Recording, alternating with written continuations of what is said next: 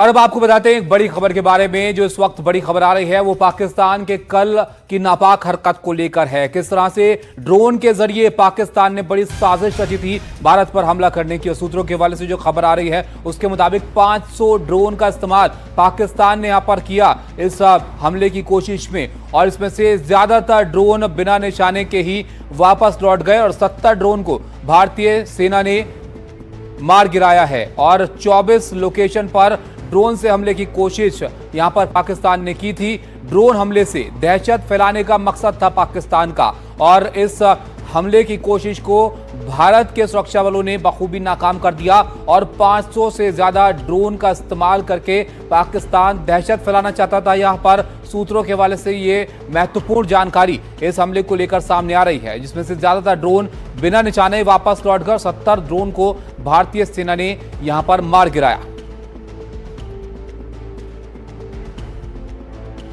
24 locations पर drone से हमला करने की कोशिश पाकिस्तान की तरफ से की गई। जो कई शहरों में भारत के आसमान में ड्रोन नजर आए, जिसको यहां पर हमारी सेना ने यहां पर मार गिराया है। तो ये महत्वपूर्ण जानकारी इस हमले को लेकर अब सामने आ रही है यहां पर कि किस तरह से पाकिस्तान ने साजिश यहां पर रची थी भारत पर हमला करने की, और अलग अलग शहरों पर ड्रोन के जरिए पाकिस्तान की तरफ से निशाना साधा गया। मकसद था सिर्फ दहशत फैलाना, और इसको बखूबी भारत ने नाकाम कर दिया। राजीव हमारे साथ है। राजीव, 500 ड्रोन का इस्तेमाल, यह दिखाता है कितनी बड़ी साजिश के साथ पाकिस्तान ने यह कोशिश यहां पर की थी।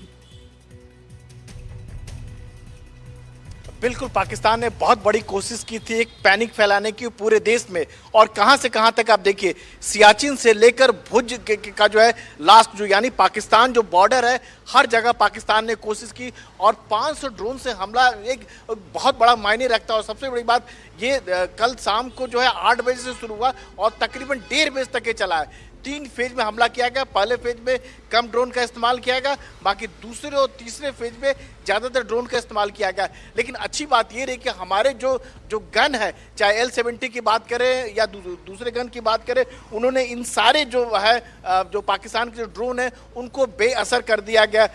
JDU-23 बैरल गन की बात करें, सिल्का गन सिस्टम की मदद की बात करें, जैमर की बात करें, तो सब हमारे गन और जैमर जो है बहुत इफेक्टिव रहे। और पाकिस्तान जो खास तौर से जो हमारे सैन्य ठिकाने थे उनको निशाना बनाना चाह रहा था। लेकिन यह भी बात इसमें निकल के आई कि ये जो ड्रोन जो से हमला किया गया था बहुत ज्यादा असरदार नहीं थे। इसमें बहुत सारे ड्रोन इस तरह के थे कि शादी ब्याह में जिसका इस्तेमाल होता है। हालांकि कुछ एक गन जो पावरफुल जरूर थे लेकिन इफेक्टिव नहीं हो पाए। तो कहीं न कहीं मकसद था एक पैनिक फैलाना, एक डर फैलाना, और कहीं न कहीं अपना मोरल ग्राउंड को हाई दिखाना। और साथ में हो सकता है यह भी था कि जैसे वो ड्रोन से फायर करते हैं तो हमारा एयर डिफेंस सिस्टम जो उस पर एक जवाबी कार्रवाई करता है, तो कहीं उससे भी एक लोकेशन को जाना। राजीव, ये कहां के किस तरह के ड्रोन थे, इसको लेकर जानकारी यहां पर मिल पाई है?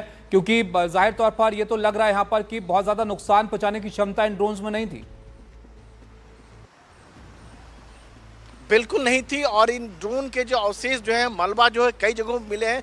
जो जानकारी मिल पा रही है सेना के सूत्रों के मुताबिक, एक सबसे बड़ा जो था एक पैनिक फैलाना था कि जहां कहीं भी अगर लोग देखेंगे पाकिस्तान की ओर से कि जैसे स्वान ड्रोन का अटैक हो रहा है, कुछ वैसा ही दिखाना था, अपना मोरल ग्राउंड को हाई करना था। और कहीं न कहीं जो हमारे एडी की लोकेशन यानी एयर डिफेंस गन, जो जब देखते हैं कि जब पाकिस्तान से ड्रोन आता है तो उसको जो फायर करते जाएंगे, गन पोजीशन की बात करें, उसकी लोकेशन को जानना था कहीं न कहीं। लेकिन भारतीय सेना ने जो पाकिस्तान की जो कोशिश थी उसको पूरी तरह से नाकाम कर दिया है। पाकिस्तान की ओर से जो कोई भी कोशिश होगी, हर कोशिश को नाकाम कर दिया, क्योंकि भारत के जो एयर डिफेंस सिस्टम है बहुत मजबूत है, और उसका जो अम्ब्रेला है वो इतना अभेद किला है जिसको भेदना या जिसको कह सकते हैं कि जिसमें सेंध लगाना पाकिस्तान के बस की बात नहीं है। चाहे थल सेना की बात करें, चाहे वायु सेना की बात करें, जो एयर डिफेंस सिस्टम है वो बहुत ही पावरफुल है। जी बिल्कुल, और इसका एक नतीजा कल पाकिस्तान ने देख लिया होगा कि जो कोशिश, नापाक कोशिश उनकी तरफ से की गई, उसको बाखूबी नाकाम यहां पर कर दिया, और उसका अंजाम अब उनको यहां पर भुगतना होगा।